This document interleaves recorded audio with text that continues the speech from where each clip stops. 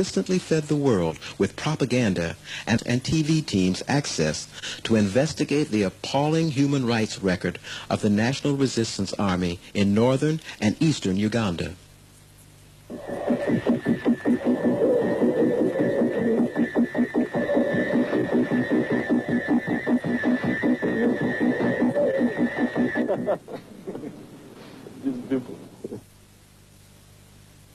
Operation Sim Sim is an unprecedented report by the first Western TV team to investigate the intolerable abuse of Ugandan women and men through rapes by the NRA. For a long time, the NRA government has been killing political opponents by deploying HIV-positive soldiers to rape them. It is the only government which is actively involved in the intentional spread of AIDS at a time when the entire world is struggling to stem the spread of this deadly disease.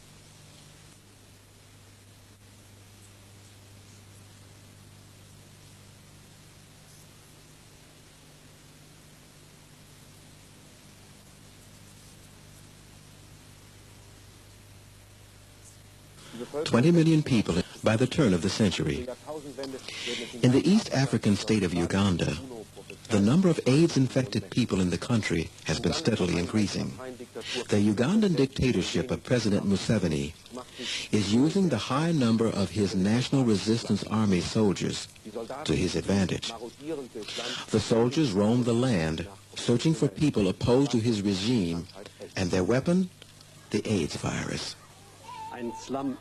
A slum in the center of Kampala, the capital of Uganda. We have made an appointment with a high-ranking officer of the government army. He is opposed to the crimes of his comrades. If you send a soldier who knows he is an AIDS carrier to an AIDS-free area, he will behave in a brutal manner because he has nothing to lose. For such a soldier, life is meaningless. Therefore, he will follow government orders unconditionally. I know many soldiers who have raped both men and women in the north of Uganda. Soldiers who say openly that I want to infect my enemies before I die. Noch infizieren, bevor ich selber sterbe. The next day, we left Kampala for the north, the area around the provincial town of Gulu, the center of the AIDS terror of the government troops, the National Resistance Army. 1 year ago, government troops blocked off the north of the country. Their mission? To crush demands for a multi-party democracy. Operation Sim Sim has started. Villages were destroyed. Families were raped by many HIV-positive soldiers of the NRA. AIDS was an unknown word here. This has changed dramatically. Anyone who has the means has left this dissolute town. Soldiers patrol the town constantly. Every stranger is watched with suspicion. In the afternoon, we drove to the local hospital to see the victims who were raped by HIV-positive soldiers. Only the Lacho Hospital still treats the 700,000 inhabitants of the district. All other mission hospitals in the district were ordered closed by the NRA. Since Operation Sim Sim started, the number of AIDS cases grew dramatically. Lacho Hospital is severely overcrowded. Patients lie outside in the open. The AIDS infection rate was not substantial until recently. Now it is 15%. In my opinion, this is a result of the military action in this area. Aktionen in diesem Gebiet. Ironically, these innocent people are caught up in a war and are treated like enemies in their own country by the NRA. AIDS-infected people are now alone and awaiting their death. This farmer was severely ill when neighbors brought him to the hospital. His family had already fled to Kampala. Back in our hotel, the soldiers are waiting for us. It is forbidden to film the NRA in Uganda, but the soldiers didn't find our little black and white camera. Outside the door, a sick comrade is waiting. The young soldier complains about his inner organs, head and muscle pain, and a constant skin rash. Enough symptoms to indicate a full-blown stage of the deadly AIDS infection. He asked if we could help, but our first aid kit is not sufficient to rescue him. In the evening, we look around the center of Gulu. Since Operation Sim, the power supply has been cut off. People are frightened. In the late evening, a farmer informs us that he will take us to a family who were raped by AIDS-infected NRA soldiers. They have agreed to talk to us on camera despite the risk involved. We left the following morning.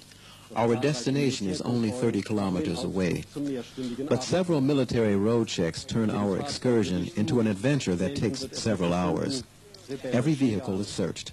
Rarely is something found. We are also detained for several hours, allegedly because we were filming soldiers. After negotiations and the payment of a few dollars, we were finally allowed to pass the last checkpoint. We arrived in the center of Paicho town. Most of the brick houses were destroyed or abandoned. By coincidence and unnoticed by the NRA, our cameraman was able to film the following scene.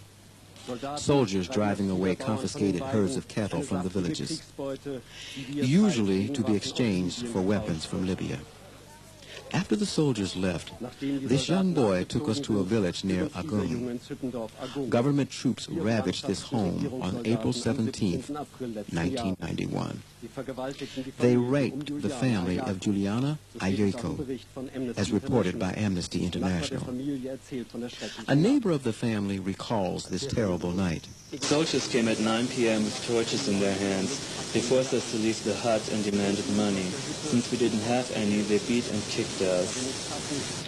Ayeko is still unable to walk a year after being raped and beaten.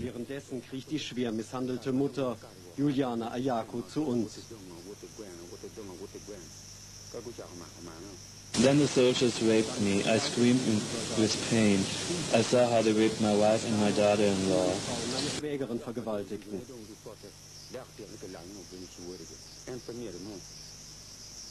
The child was on my lap when the soldiers came. I screamed, "Leave me alone, I have a child," but to no avail. I put the child on my shoulder like this while I held him there. I was being raped. I heard that AIDS can hide in your body for a long time. Now already there is blood in my stool. Of course I know that there is no medication against this deadly virus. Like many people in this area, I will die. The AIDS perpetrators left in the villages lots of infected victims and many huts burnt to the ground.